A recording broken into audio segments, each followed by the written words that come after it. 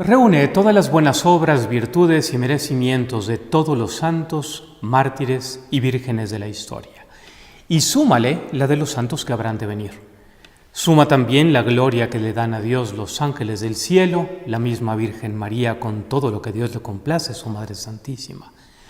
Pues todas esas buenas obras no equivalen al sacrificio de la misa. ¿Por qué? Porque son obras de los hombres, mientras que la Santa Misa es obra de Dios y tiene valor como la muerte de Jesús en la cruz. Es el más perfecto acto de adoración.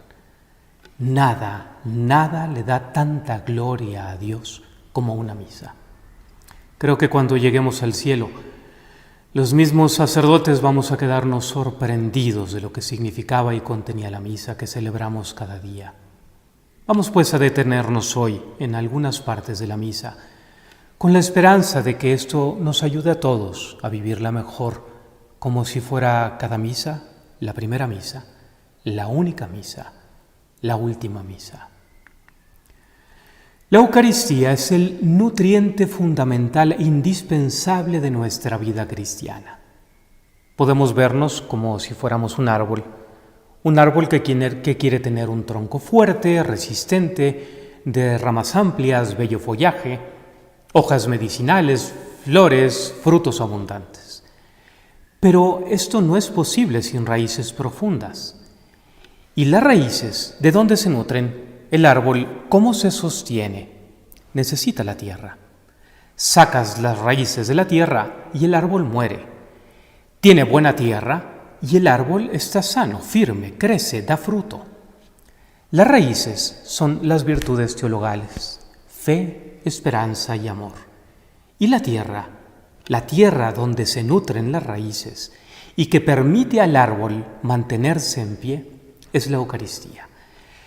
La Eucaristía es como la tierra donde estamos plantados, es el medio de santificación más poderoso, el más eficaz de todos. La gracia disponible en la misa es infinita, es toda la gracia del cielo. El único límite es nuestra capacidad para recibirla.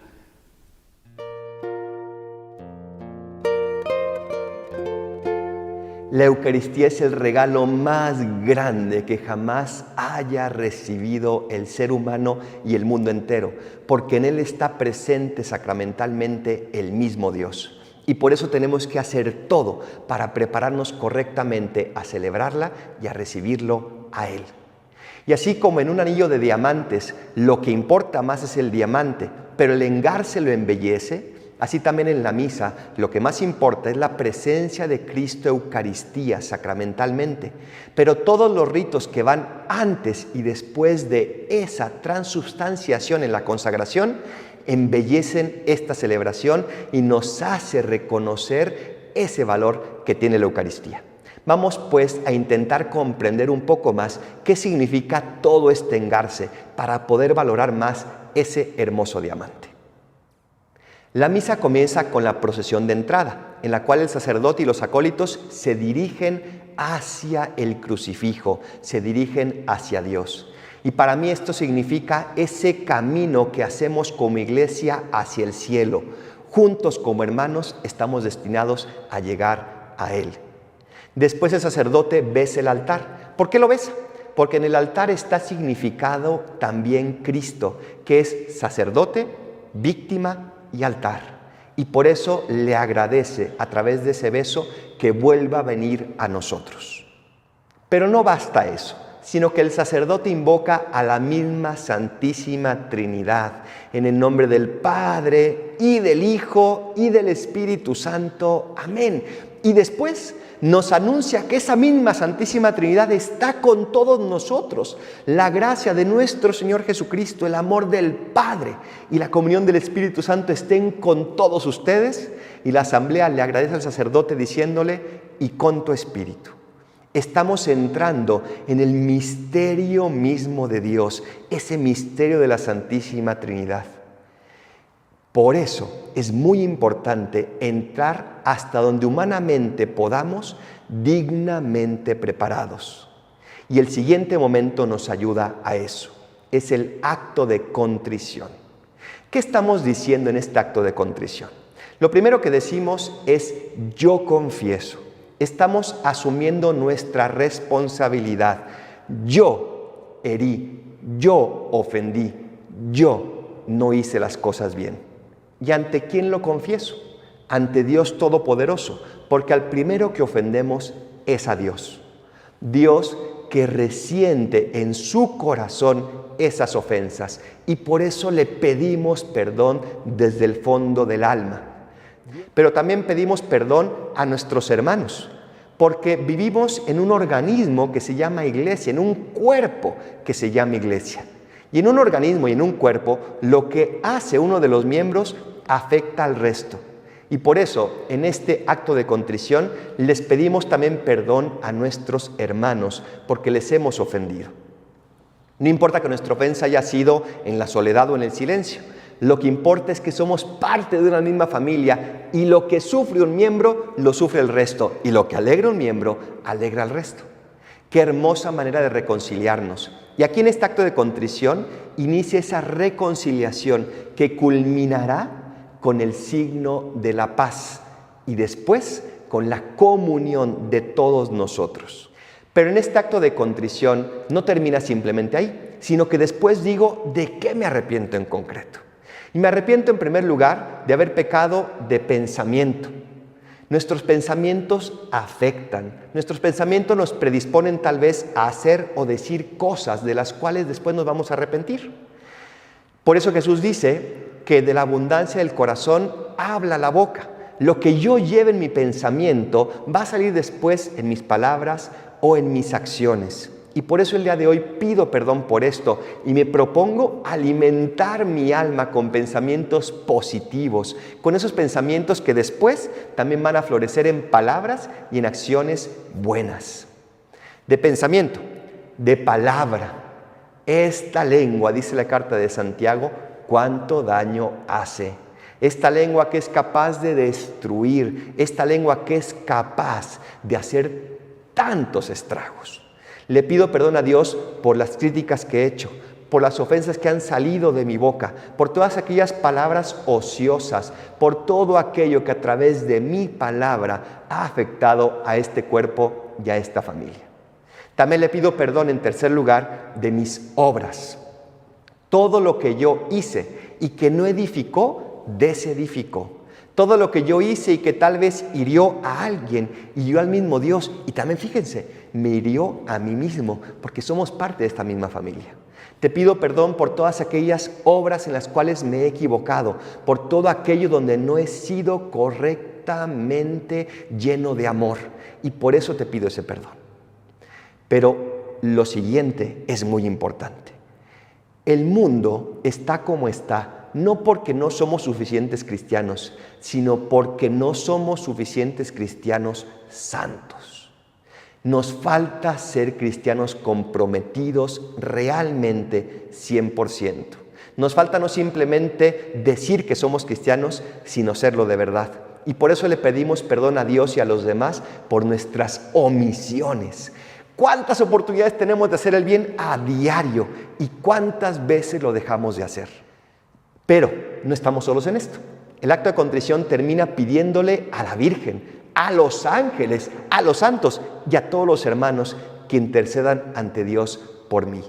Y Dios no dejará de oír esa petición de oración, porque Dios es rico en misericordia. Confiemos en Dios por encima de nuestros pecados, confiemos en la fuerza de Dios por encima de nuestras debilidades.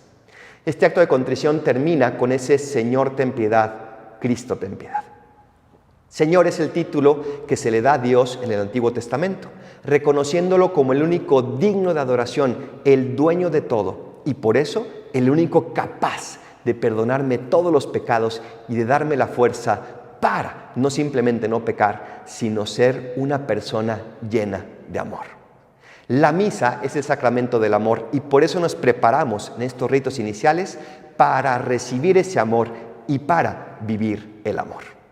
Ojalá que cada día vivamos con más intensidad estos ritos preparatorios y el resto de la misa para poder formar parte auténtica de este sacramento de común unión con Dios y con los hermanos.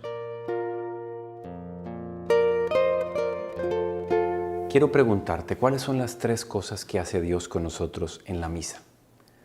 En esencia hace 3 cosas en diferentes momentos. Primero, se nos revela. Después se sacrifica y luego se nos entrega en comunión. Pues muy bien, yo quiero hablarles de la importancia que tiene la palabra de Dios dentro de la misa. ¿Cuál es la importancia que tiene? Vamos a hablar de la delicia que debe ser para ti y para mí el escuchar la palabra de Dios en misa, tanto las primeras lecturas como el Evangelio. El Catecismo de la Iglesia Católica nos dice lo siguiente: veneramos la palabra de Dios como veneramos el cuerpo de Cristo. Pon muchísimo cuidado a esto. Fíjate a qué nivel está poniendo el Catecismo de la Iglesia Católica la palabra de Dios. Al mismo nivel que el cuerpo de Cristo. Primero recibimos la palabra escrita y luego vamos a recibir en nuestro cuerpo la palabra misma en carne y hueso. El Papa Benedicto un día dijo lo siguiente. Dijo, la Sagrada Escritura no es otra cosa que los libros aprobados para ser leídos en la misa. No hay ni un otro libro de todos los libros que se han escrito o se van a escribir que pueda ser utilizado para utilizarlos en la misa. Solo esos 73 libros y nada más. Es el libro que al ser leído en la Eucaristía se convierte en, es ya vivo, pero se convierte más vivo aún. Es el gran escenario donde la Sagrada Escritura, donde esos 73 libros, es como si los tomara el Espíritu Santo, los desempacara y los difunde hacia todos los lados posibles, hacia todos los corazones presentes para que nos diga algo distinto a cada uno. Es el gran escenario para la palabra de Dios. Y primero escuchamos el Antiguo Testamento en las misas dominicales, normalmente es así. Escuchamos primero el Antiguo Testamento, la historia del pueblo de Dios, el pueblo elegido, Israel, y al que lo va haciendo madurar y crecer como un niño, como un adolescente y luego como un adulto, para luego llegar a la época de Jesucristo, en donde ese pueblo se va a abrir a todo el mundo, a todos los pueblos. Ese es el gran escenario.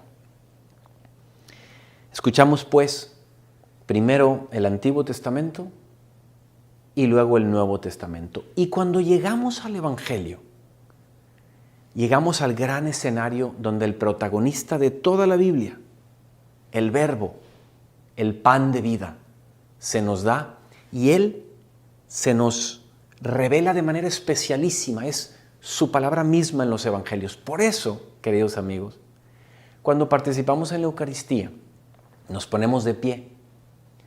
Hay un gran autor, un gran sacerdote, el padre Alfredo Sáenz, y esta parte sí la quiero leer textual como él lo dice.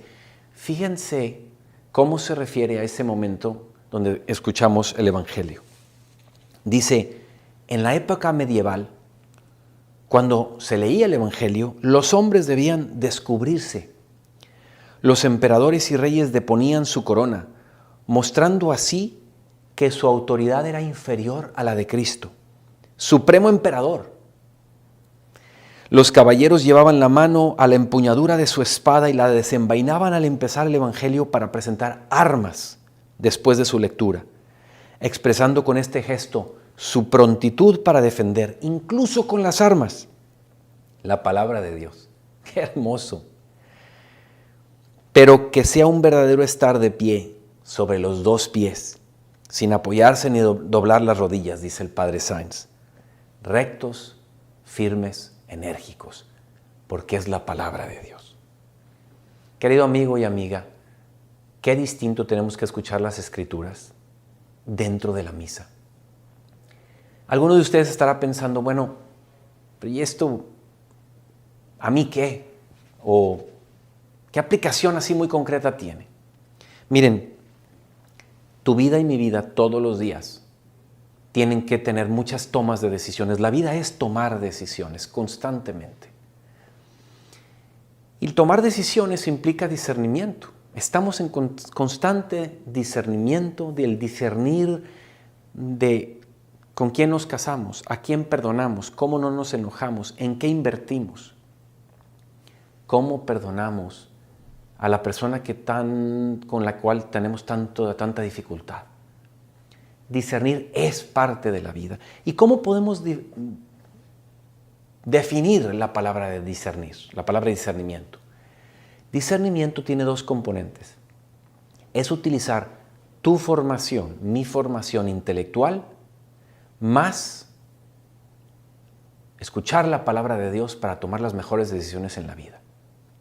Pues querido amigo y querida amiga, yo creo que ya lo estás adivinando. En la misa, si tú estás atento o atenta a las lecturas, ahí tienes una forma potentísima. Si tienes alma fina y lo cultivas y se lo suplicas al Señor, de que el Señor a través de las lecturas te vaya ayudando a discernir todo lo que tienes que hacer en tu vida. Formación intelectual más la palabra de Dios son los modos en que podemos ir tomando las mejores decisiones en nuestra vida. Y así, entonces podremos escuchar al Salmo o gritar con el Salmo 25, cantar. Enséñame, Señor, tus caminos, muéstrame tus senderos. Vamos ahora a estar un momento en oración meditando cómo vivir la escucha de las lecturas en la Santa Misa de una manera como nunca lo hemos hecho hasta entonces. Vamos a explicar brevemente en qué consiste el ofertorio, por qué ofrecemos pan, por qué ofrecemos vino y qué actitudes tenemos que tener en el ofertorio durante la misa. Y estoy seguro de que, si lo entendemos bien, va a cambiar todas las misas de nuestra vida. En primer lugar, ¿por qué ofrecemos pan? En el ofertorio vamos a ver que justo después de la liturgia de la palabra nos sentamos y se hace una procesión con pan y vino. Pan, ácimo. Y vino. A veces se ofrecen también otras cosas y vamos a ver por qué. ¿Por qué se ofrece el pan? Jesucristo usó en la primera misa, en la última cena, usó pan y usó vino. El pan sin fermentar recuerda las prisas de Egipto. Es el momento en el que los judíos no tuvieron tiempo de que fermentara el pan porque empezaban una vida nueva lejos de la esclavitud. Cada misa es empezar una vida nueva. Cada misa es desprendernos de nuestras esclavitudes. Y el hecho de que el pan esté sin fermentar recuerda que no tenemos que tener el fermento del pecado. ¿Recordáis cuando Jesucristo dijo a los apóstoles en una barca: cuidaos de la levadura de los fariseos? Para los judíos tenía ese sabor y actualmente también, cuando celebran la Pascua los judíos, tienen que celebrarla con pan ácimo. Ellos lo llaman matzá. Y este matzá está lleno de significado. Ellos ponían el pan en 3 bloques y Jesucristo lo tenía en 3 bloques. Y el de en medio era el pan de los pobres, era el pan de la solidaridad. Y ese es el pan que Jesucristo toma y transforma en su cuerpo. Un pan cargado de significado. No toma cualquier pan. Toma ese pan que usan los judíos en la Pascua, que significa el paso de la esclavitud a la libertad. Ese pan que significa solidaridad con los más pobres. Entonces, cuando tú vas a comulgar y comulgas después el pan transformado en el cuerpo de Cristo, estás comulgando un pan cargado también de todos esos significados. ¿Os imagináis si cada vez que fuésemos a misa y nos acercamos a la comunión, todos saliésemos con un corazón mucho más caritativo, mucho más solidario, mucho más llenos de compasión y ternura? Bueno, pues esto significa el pan ácimo que vamos a presentar en todas las misas. La levadura, no sé qué levadura tendrás en tu corazón, o sea, ese pecado, esa vida antigua de pecado y de esclavitud, a lo mejor tus apegos, tus rencores, tus iras, tu recordar al marido lo que no ha hecho en el último mes o en los últimos 20 años, o recordar a tu mujer este error. No, despréndete de todo eso. La misa es como un reset y el pan ácimo nos lo recuerda, que se transformará después en el cuerpo de Cristo. Pero también durante la misa ofrecemos a Dios vino. En todas las misas ofrecemos vino. ¿Por qué y qué significa? El vino también se usa en la Pascua judía y se usa en 4 copas. Se toman 4 copas rituales. Esas 4 copas corresponden a 4 verbos que usó Yahvé con Moisés. Son los verbos de la promesa. El tercer verbo es os redimiré. Yo os sacaré de Egipto, yo os haré mi pueblo, yo os redimiré. Bueno, la tercera copa es la que toma Jesucristo y transforma en su sangre. ¿Y qué significa esto? Pues para nosotros, la transformó en su sangre y sabemos que Jesucristo dijo, el que no come mi cuerpo y el que no bebe mi sangre no tendrá vida eterna. Sí, pero más allá de eso, ¿qué significa para un judío la sangre? Pues para ellos, para los apóstoles que estaban en la primera misa con Jesucristo, era evidente. La sangre es para un judío donde reside el alma. Alma en latín se dice ánima. Así suena mejor en español, porque es lo que te anima. O sea, el alma es lo que nos anima, a los seres animados son los que tenemos alma. Entonces, lo que animaba a Cristo, cuando tú lo bebas, que sea lo mismo que te anima a ti. Tú no vas a beber una copa de vino, tú vas a beber una copa de la sangre de Cristo, que para una mentalidad judía significa que vas a dejar que el alma de Cristo te llene. Y eso es lo que hacemos en cada misa, dejar que el alma de Cristo nos llene. Así que llegamos a esta parte de la explicación del ofertorio. ¿Qué actitudes deberíamos tener en el ofertorio? Cuando ha terminado la liturgia de la palabra, nos han explicado la palabra de Dios, de acuerdo. Y ahora nos sentamos o cantamos y le ofrecemos en el altar el pan y el vino. Bueno, pues la primera actitud es una actitud de ofrecimiento. Como vamos a ofrecer el pan y el vino, también te ofrezco mi vida, de gratitud, de alabanza, de adoración, de arrepentimiento si tengo que ofrecerte mis errores, pero yo pongo todo lo que yo quiero que quede cambiado, santificado, hecho fecundo, lo pongo en el altar. Así que cuando el sacerdote levante el pan, bendito seas Señor Dios del universo por este pan, tú en la patena del sacerdote, además del pan, tienes que poner tus esfuerzos, tu vida, tus dolores, tus errores. Todo eso, estás orando. No es que el sacerdote está haciendo algo solo. Después el sacerdote va a decir, orad hermanos, para que este sacrificio mío y vuestro, ¿por qué es vuestro? Porque tú lo que le estás ofreciendo a Dios ya no le estás ofreciendo como en la antigüedad, como en el Antiguo Testamento, un cabrito, una tórtola, 2 pichones, le estás ofreciendo lo que es más valioso para ti, tu vida. Y eso es lo que hacemos durante el ofertorio. Así que, vivamos así nuestros ofertorios. En el altar le ofrecemos a Cristo lo mismo que nos ofrece Él.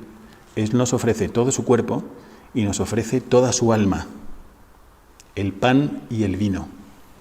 Y nosotros le correspondemos en cada misa ofreciéndole todo nuestro cuerpo y toda nuestra alma, todo lo que nos llena. Y Él lo va a transformar. Como hizo la vida de Cristo fecunda, también la nuestra. Entramos en la iglesia como somos, acudimos a la misa, pero cuando salimos por la puerta, salimos con las mismas actitudes de Cristo. Aprovechemos cada ofertorio. Podríamos decir que la Eucaristía es el resultado de esta parte concreta de la misa, que es la plegaria eucarística. Como su nombre lo indica, nos estamos refiriendo a una forma de oración. Tal vez no es la manera como a veces podemos pensar la oración, y sin embargo, la misa también lo es, y especialmente en esta parte. Y esto nos ayuda ya en sí misma a vivir y a considerar de una manera diferente la Santa Misa, a descubrirla como un momento de oración en nuestra vida y de manera particular en esta parte de la Santa Misa, que es la plegaria eucarística. La plegaria eucarística tiene fundamentalmente 2 connotaciones. Por una parte, es un momento de acción de gracias y por otra parte, es un momento de santificación. Son estas 2 dimensiones las que a lo largo de la plegaria eucarística se van entretejiendo en las palabras y en los gestos. Tal vez, si ustedes se han fijado, es el momento en el que más decimos no con las palabras, sino con las posturas de nuestro cuerpo, con los gestos que hace nuestro cuerpo y también en consecuencia se convierte en una forma de oración de contemplación desde el momento en que nuestra atención está fijada en las palabras y en los gestos del sacerdote. El objetivo de toda esta parte es que los fieles se unan a Cristo para dos cosas. Por una parte, el reconocimiento de las grandezas de Dios y por otra, la oblación del sacrificio, del pan y del vino, pero también de nosotros mismos. El sacerdote invita a hacer dos cosas, a elevar el corazón a Dios y también a dar gracias por medio de la oración que Él, a nombre de toda la comunidad, eleva a Dios Padre por medio del Hijo en el Espíritu Santo. El misal romano distingue 8 partes que componen este momento de la misa, que es la plegaria eucarística. El primero, vamos a irlos repasando uno por uno y por cuanto es posible en un breve tiempo, desentrañar un poco el contenido espiritual. Primero, la acción de gracias. La acción de gracias está contenida especialmente en la invitación previa, en la interacción previa del sacerdote con el pueblo del prefacio. Dice él, de hecho, concretamente, demos gracias al Señor nuestro Dios, y todos decimos, es justo y necesario. La plegaria eucarística es una oración también para cada uno de nosotros de acción de gracias. Viene a continuación la aclamación, segunda parte de la plegaria eucarística. Todos recordamos esa aclamación que tanto decimos, Santo, Santo, Santo. Es verdad, con eso que decimos no aumenta la santidad de Dios, pero eso que decimos nos aprovecha a nosotros para nuestra salvación. Qué interesante que en la plegaria eucarística, en ese momento de oración, hacemos oración de alabanza, reconociendo la santidad de Dios. El tercer momento es un momento que ustedes recuerdan perfectamente porque el sacerdote pone las manos sobre el cáliz y sobre la patena, sobre el pan y sobre el vino. Y es el momento de la epíclesis. Es el momento concreto en el que todas las personas se ponen de rodillas. El momento previo a la consagración. ¿Y qué pasa ahí? El sacerdote invoca el poder del Espíritu Santo para la transformación del pan en el cuerpo y del vino en la sangre de nuestro Señor. Tercera parte. Cuarta parte. Viene la narración de la institución de la Eucaristía y propiamente la consagración. Se recuerda con la literalidad de las palabras contenidas en los Evangelios y que también están reproducidas después en los Hechos de los Apóstoles, el momento de la institución de la Eucaristía de aquel primer Jueves Santo, que fue la última cena y la primera misa. En este momento de oración de nosotros, nos trasladamos a ese cenáculo. Hacemos una oración de contemplación, recordando con esas palabras lo que pasó en aquel entonces. Quinta parte, viene la anamnesis. La anamnesis o memorial. En otras palabras, recordamos justamente por qué hacemos lo que hacemos. No es una ocurrencia nuestra, es que estamos imitando a Dios nuestro Señor, porque Él fue el que nos pidió, hagan esto en memoria mía, y por eso decimos, este es el misterio de nuestra fe. Sexta parte, la oblación. Recordarán cómo no solamente se ha ofrecido el pan y el vino, sino que también es una invitación a la oblación de nosotros mismos. La plegaria eucarística es también para nosotros un momento de oración, de oblación personal, en la que nosotros nos colocamos en la patena de Dios y nos convertimos en hostia viva, agradable a Dios. Y finalmente, la penúltima, la intercesión. Intercedemos por diferentes personas. Intercedemos por el Papa, intercedemos por los obispos, por el pueblo de Dios y en algunos momentos por los vivos y también por los muertos, por los difuntos. Y finalmente, viene la doxología, que ahora sí es la parte final. Y ustedes la recuerdan Con eso termina la plegaria eucarística. Decimos, elevando el cáliz y elevando la patena con la Eucaristía, por Cristo, con Él y en Él, a ti Dios Padre Omnipotente, en la unidad del Espíritu Santo, todo honor y toda gloria por los siglos de los siglos.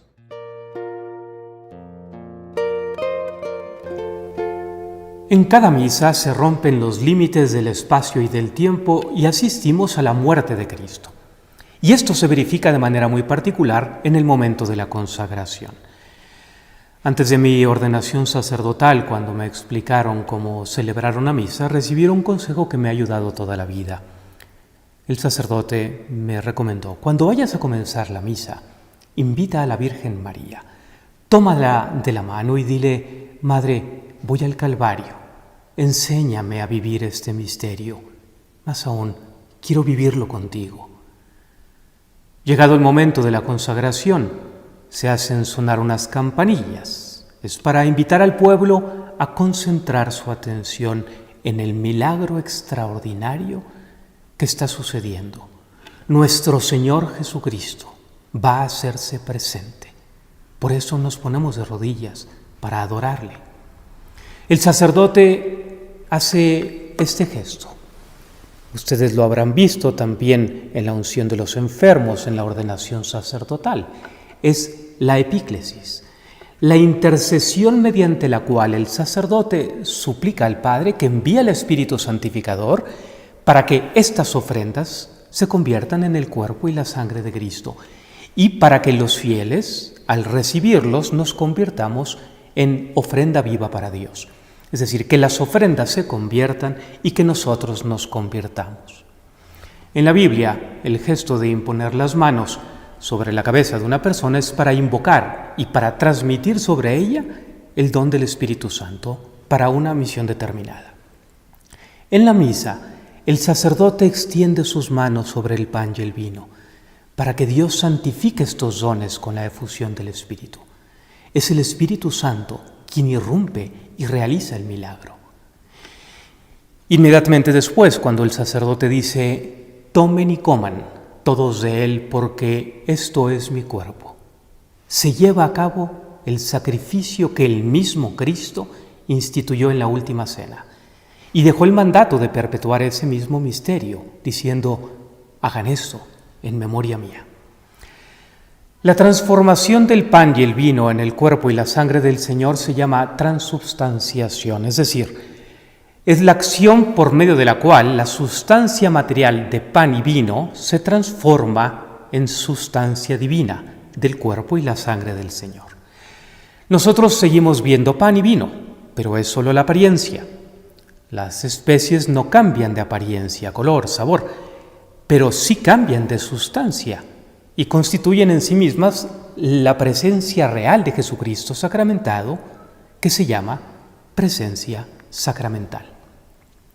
Sin la fe, pensaríamos que ahí hay solamente un pedazo de pan, pero gracias a la fe reconocemos que Él está allí realmente para ser nuestro alimento. La Eucaristía es Jesús, no es algo, es alguien, es Él en plenitud.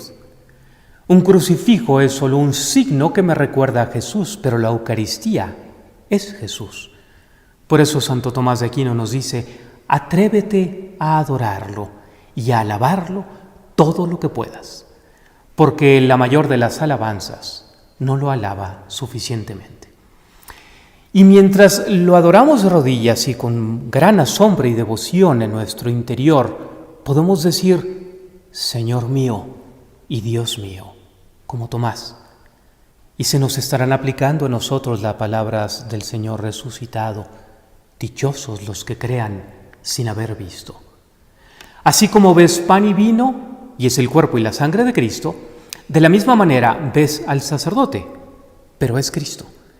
El sacerdote hace las veces de Cristo, actúa en la persona de Cristo. Quien preside la Eucaristía es Cristo, pero no lo vemos. Es el sacerdote que lo hace visible. No pretendamos que el sacerdote tenga el rostro, la voz, la ternura o la sabiduría del Señor. Es solo un humilde signo que Jesucristo resucitado utiliza para hacerse presente. Esto, se pueden imaginar, para nosotros sacerdotes es una inmensa responsabilidad. Pidan por nosotros, pidan por la santidad de los sacerdotes, para que ayudemos al pueblo a creer y que si no ayudamos, al menos no estorbemos, que no les hagamos más difícil el ejercicio de su fe. ¿De qué manera se vincula el momento de la consagración con nuestra vida cotidiana? ¿Cómo de aquí nuestra existencia puede ser más una existencia eucarística? Que en adelante, cuando veamos y escuchemos que el sacerdote invoca la efusión del Espíritu Santo sobre las ofrendas, nosotros le digamos: yo también me pongo como ofrenda. Acepta, Señor, esta ofrenda, que te sea agradable. Que el Espíritu Santo venga sobre mi naturaleza humana para que se realice en mí la transformación en Cristo. Que, como en el caso de María, la acción conjunta de la fuerza del Espíritu Santo y la disponibilidad de ella haga que crezca, que nazca y que crezca Jesús en mí. Y así poder decir nosotros como San Pablo: ya no vivo yo, es Cristo que vive en mí. Quiero que la vida de Cristo se manifieste en la mía. Quiero que mis sentimientos, mis pensamientos, mis actitudes, mis obras sean cristianas, propias de Cristo. Presentémosle al Señor nuestra actividad cotidiana. Pidamos al Espíritu Santo que nos santifique allí, en lo ordinario de nuestra vida.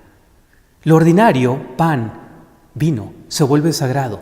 Lo ordinario, trabajar, cocinar, conversar, orar, se puede volver sagrado.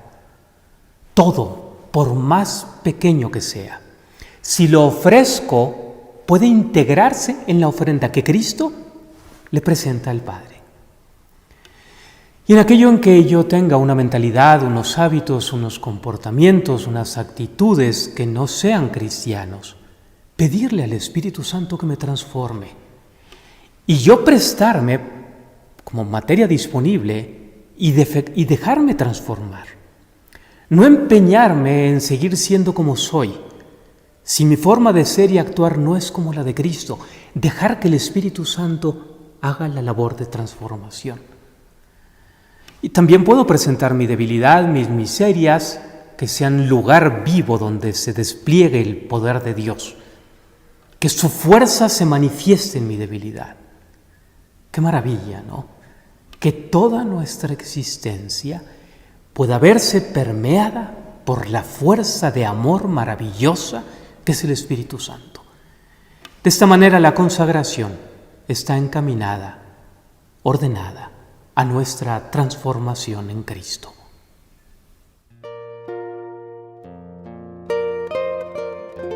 Quisiera ahora, en esta breve reflexión, ayudarnos a entender un poquito más esta oración tan bella, tan profunda que Jesucristo nos ha dejado a ti y a mí. La primera frase es: Padre nuestro. Dios es mi Padre. Nos hemos acostumbrado muchísimo a esto, pero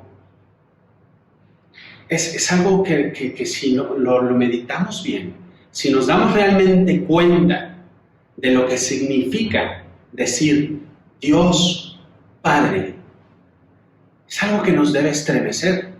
No podemos quedarnos indiferentes. Mira, todo lo que vemos, absolutamente todo, la creación con sus maravillas, sus constelaciones, sus estrellas, las montañas, hasta la cosa más microscópica, una flor, un insecto, un colibrí que vuela, lo que tú quieras. Todo eso Dios lo ha hecho. Dios es infinito, es poderoso, es sublime. En el Antiguo Testamento no podía ni verlo por temor a ese Dios impresionante. Pero Dios, ese Dios, te llama hijo, te llama hija. Desde el momento de mi creación, Él se convierte en mi Padre y yo en su Hijo. Y hace todo lo necesario para mostrarme esta paternidad. El bautismo es un modo de acrecentar esta filiación con Él, porque realmente me hace hijo de Dios. Tú eres mi hijo, yo tu padre, le dijo al pueblo de Israel. y nos lo repite a ti y a mí. Y si somos sus hijos, nuestra vida ya no es normal. Tu vida es sagrada. El hecho de estar en esta tierra es signo del amor de Dios. El hecho de que Dios haya pensado en ti, que haya creado esa persona que eres tú, te hace muy valioso. Dios no hace chatarra. Dios hace obras maestras. Tú eres una obra maestra de Dios, porque eres su hijo. Siéntete amado por este Padre. Y cada vez que vuelvas a repetir el Padre nuestro, que se derrita tu corazón, que no te deje indiferente. Porque Dios no solo le dio play a la creación y se quedó ahí. Dios acompaña a cada uno de sus hijos en cada etapa de su vida. Cuando sufre y cuando ríe, cuando triunfa y cuando fracasa, cuando tiene el corazón roto y cuando se recompone. Padre nuestro, venga tu reino. ¿Cuántas veces hemos dicho esa frase? ¿Y cuánta rutina a veces al decirla?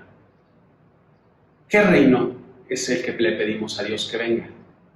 ¿El reino de un Dios hecho a mi medida? ¿De un Dios que me responde nada más cuando tengo necesidad? ¿Del Dios bonito nada más? ¿De un Dios aspirina que me tomo mis dolores de cabeza? ¿Un Dios computadora que yo le digo estas cosas y por lo tanto me responde así? ¿O realmente es venga tu reino y no el mío? Porque el reino que Dios viene a proponernos es un reino apasionante, pero no fácil. Es el reino de las bienaventuranzas. Es el reino del bienaventurado los pobres de espíritu, los que no tienen nada pegado en el corazón, los que continuamente saben que lo que tienen no es de Él. Los mansos, ese espíritu tan contrario a nuestro mundo que lo único que quiere es ser aplanadoras de los demás. Los del corazón apacible, los del corazón abierto. Es el reino de los que lloran, de los que saben cómo llorar, no de los que a lo mejor buscan el dolor, sino el de los que saben que en ese dolor y en ese llorar puede florecer algo mejor. Y saben llorar con Dios. Y así repasemos cada una de las bienaventuranzas, los puros, los perseguidos por causa de la justicia. Ese es el reino que Dios nos quiere traer. Venga tu reino, Señor, a mi corazón. Lo que tú quieras, cuando tú quieras, de la manera que tú quieras. Reina, sé mi rey, Señor. Siéntate en el trono de mi vida. Quítame de ahí. Quítame, sé tú el que gobierne, el que me indique y el que mande lo que yo debo hacer. Porque sé, Señor, estoy convencido de que solo así, dejándote a ti, sé Señor de mi vida, seré yo Señor de la mía. Solo tú das paz, solo tú das felicidad. Perdona nuestras ofensas, como también nosotros perdonamos a los que nos ofenden. La perfección de la caridad es sin duda el perdón. Esto es lo que pedimos en el Padre Nuestro. Perdona nuestras ofensas, también como nosotros perdonamos a los que nos ofenden. Perdonar las ofensas, comprendernos mutuamente. Este perdón que sana las heridas más profundas, que llena de paz y libertad interior, quita tantas cadenas que nos aprisionan. ¿Cómo sería el mundo si tratásemos a los demás como Él nos trata a nosotros? ¿Cuánto cambiarían nuestros corazones si tuviéramos la paciencia con los demás como Él la tiene con nosotros? Su bondad, su cercanía, su amor hasta la muerte de cruz. Perdona nuestras ofensas, porque tú sabes que soy muy pecador y que te necesito. Y ayúdame a perdonar a los demás de la misma manera como tú me perdonas. Y por favor, Señor, por favor, no nos dejes caer en tentación, porque no quiero separarme de ti. Líbranos del mal. Líbranos del mal, Señor. Amén.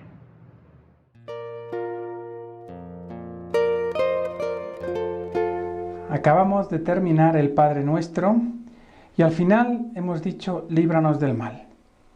El sacerdote, ahora dirigiéndose al Padre, retoma esta última parte del Padre Nuestro y dice: líbranos de todos los males, Señor, y concédenos la paz en nuestros días. ¿A qué paz se refiere? ¿Hace falta paz porque hay mucha guerra, mucha división, mucha dificultad? Históricamente esta oración se incluyó en el siglo V, cuando el Papa, asediado por los pueblos bárbaros, temía por Roma y por toda la historia de la Iglesia. Entonces incluyó esta petición para que, ayudados por tu misericordia, vivamos siempre libres de pecado y protegidos de toda perturbación. El énfasis aquí: ayudados por tu misericordia, por tu amor infinito. Y al final dice: mientras esperamos la gloriosa venida de nuestro Salvador Jesucristo. Una iglesia en espera, ejercitando esa esperanza. Y al final el pueblo dice: tuyo es el reino, tuyo el poder y la gloria por siempre, Señor. Esta oración tomada del Apocalipsis del capítulo 4. Y después el sacerdote, con las manos extendidas, ahora se dirige a Jesús y dice: Señor Jesucristo, que dijiste a tus apóstoles: la paz les dejo, mi paz les doy. No tengas en cuenta nuestros pecados, sino la fe de tu iglesia. Conforme a tu palabra, concédele la paz y la unidad, tú que vives y reinas por los siglos de los siglos. Amén. Les dejo la paz, mi paz les doy. Qué importante es entender que la paz que nos da Jesús, que nos quiere ofrecer, no es como la que ofrece el mundo. Y perfectamente lo podemos asociar a esa última cena en Juan 14, cuando precisamente Jesús dijo estas palabras: les doy mi paz, pero una paz que no es como la que da el mundo. Y en la Santa Misa, y justo como preparación para la comunión, qué hermoso es pedir al Señor la paz, recibir su paz y experimentar esa paz que no es como la que da el mundo. Una paz de felicidad inmediata, pero que no deja seguridad, no deja sosiego, no deja el alma enamorada de Dios. Solo en Dios podemos encontrar nuestra paz, y como diría San Pablo, Él es nuestra paz. Qué importante. Y además aquí hay otro detalle muy hermoso. Dice: no tengas en cuenta nuestros pecados, sino la fe de tu iglesia. Y conforme a tu palabra, concédele la paz y la unidad. Pedimos a través del sacerdote estos dos regalos: la paz y la unidad, que seamos uno. Pero no por nuestra fe limitada, sino por la fe de tu iglesia, esa iglesia que somos todos, pero que en el fondo sabemos que es la esposa de Cristo, y como esposa la iglesia es santa. Y también la iglesia es el cuerpo de Cristo, mientras que Cristo es la cabeza. Así que en ese sentido acudimos a la fe de la iglesia, una fe histórica, universal, una fe que ha sido defendida a lo largo de los siglos y testimoniada por miles de mártires y santos. Es el momento de acogernos a esa fe que es purificada y que también nos pide conversión. Nosotros vamos a contestar: tú que vives y reinas por los siglos de los siglos. Amén. En esta paz también reconocemos a Jesús como nuestro Rey. Él es nuestra paz porque Él es nuestro Rey. Y cuando no hay paz y buscamos la paz en el mundo, es precisamente porque Jesús no es nuestro Rey. Ahora viene el momento de la paz. Es un momento donde hay que entender que no es un saludo social, es un saludo simbólico. Un saludo que nos une como los granos de trigo en torno a un único pan, ese pan que vamos a recibir en la comunión. Es simbólico y por eso se lo doy a la de la derecha y a la persona que está a mi izquierda. No es un momento de fiesta, de darse la vuelta, de saludar así como si estuviera en un centro comercial. No, es un momento solemne de una paz serena, una paz espiritual, y un momento para prepararse para esa comunión. Y precisamente después de esta paz, entonamos todos por 3 veces el Cordero de Dios, esa invocación donde reconocemos a Jesús como aquel que ha entregado su vida por nosotros, en silencio y en nuestro lugar. La primera respondemos que quitas el pecado del mundo, ten piedad de nosotros. La segunda también, y a la tercera decimos, danos la paz. Danos la paz por la fuerza de tu cuerpo y de tu sangre. A continuación, el sacerdote, después de hacer unas oraciones en privado, va a tomar el cuerpo y la sangre de Cristo y lo va a mostrar al pueblo y va a decir, este es el Cordero de Dios que quita el pecado del mundo. Dichosos los invitados a la cena del Señor. Por eso es importante que la paz que acabamos de dar y recibir sea hecho de una manera pausada y serena, porque no queremos interrumpir todo este momento tan solemne que llega hasta esa muestra que hace el sacerdote de este es el Cordero de Dios, este es el Hijo entregado por nosotros y en lugar de nosotros. Fijemos bien la mirada y preparemos el corazón. Y respondemos, Señor, no soy digno de que entres en mi casa, sino una palabra tuya bastará para sanarme. Aquel acto de fe del centurión al que Jesús alabó y dijo, no he visto una fe más grande en toda Israel. Y le pedimos que nos haga dignos de recibirlo en nuestro corazón. No es un derecho a la comunión en cuanto que yo quiero, no, es Jesús que prepara nuestro corazón a lo largo de la misa, de las oraciones, para que lo podamos recibir como un don gratuito. Él se nos da gratuitamente. Y ahora sí, nos acercamos a la comunión con un acto de fe, de manera reverente. A veces en las iglesias se ve gente con las manos en los bolsillos que va volteando, mirando de un lado a otro, saludando a la gente como si estuviera en el mercado. Los ojos fijos en Jesús. Y antes de recibir la comunión hacemos un acto de reverencia, normalmente es una inclinación, justo mientras la persona de enfrente recibe la comunión, hago ese acto de reverencia y recibo la comunión, sea en la boca, según la tradición que inició en el medievo, o sea en la mano, como también está permitido, y que era el modo original de recibir la comunión. Y la recibo con la mano izquierda sobre la derecha, para que luego la derecha tome la Sagrada Hostia. Y así formemos como un trono para recibir con las manos limpias, purificadas, ese cuerpo de Cristo que nos va a alimentar. ¿Y qué hacer con el cuerpo de Cristo en nuestro corazón? Pues les doy un secreto, les cuento mi secreto. ¿Qué es lo que hago yo? Muy sencillo. En primer lugar, dar gracias. Gracias porque has venido en alma y divinidad, en cuerpo y sangre a mi pobre corazón. En segundo lugar, le pido perdón por todas mis faltas y le agradezco su misericordia. Y en tercer lugar, le pido por mis necesidades, mis intenciones, por todas las personas cercanas, por mis familiares.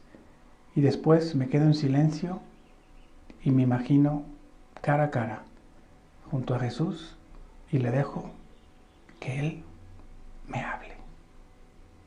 Que Dios les bendiga.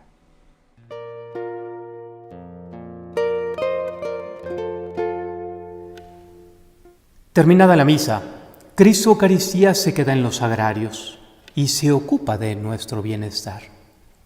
Recuerdo como en un curso de oración traje a 2 pastores, Julio y Araceli, a que nos hablaran sobre la vida y la experiencia de un pastor, de manera que si nosotros pudiéramos comprender un poco mejor la parábola del buen pastor. Una señora hizo la primera pregunta: ¿usted qué hace? Y Julio respondió: pues ahí estoy. Alguien iba a formular otra pregunta y les dije, a ver, no, deténganse, vamos a ver lo que acabamos de escuchar. Si tú preguntas a Cristo Eucaristía, ¿tú qué haces? ¿Qué haces en los sagrarios? Respondería, pues ahí estoy. Ahí estoy para que no te sientas solo, ahí estoy para cuidarte, para escucharte, para consolarte, para darte fuerza, seguridad. Ahí estoy. Jesucristo nos prometió, yo estaré con vosotros todos los días hasta el final de los tiempos. Y aquí está en la Eucaristía, cumpliendo su promesa.